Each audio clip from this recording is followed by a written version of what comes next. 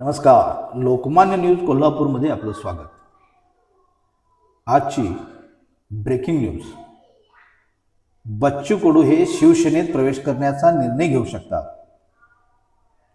एकनाथ शिंदे यांच्याकडून त्यांना विधान परिषदेची उमेदवारी दिली जाईल अशी चर्चा आहे.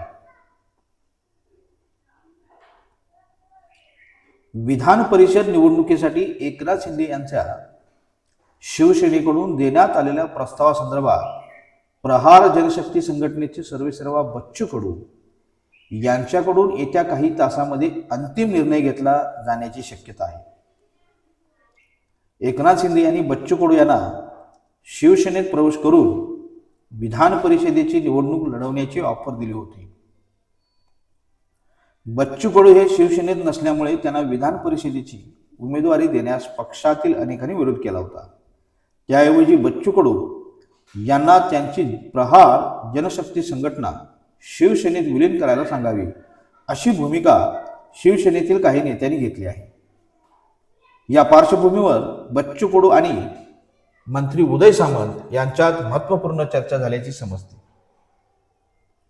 या बैठकीत प्रहार जनशक्ती पक्ष हा शिवसेनेत विलीन करण्यासंदर्भात बराच खल झाला. बच्चू कडू यांच्याकडून अद्याप कुठलाही निर्णय घेण्यात आलेला नाही. विधान परिषद निवडणुकीसाठी उमेदवारी अर्ज भरण्यासाठी शेवटचे 2 दिवस राहिले असताना बच्चू कडू यांच्याकडून शिवसेना नेत्यांच्या भेटीगाठी घेतल्या जाणार आहे. विधान परिषदेसाठी शिवसेनेकडून बच्चू कडू यांचे नाव आघाडीवर आहे. मात्र ते आपला प्रहार जनशक्ती पक्ष शिवसेनेत विलीन करणार का याकडे राजकीय वर्तुळाचे लक्ष लागले आहे.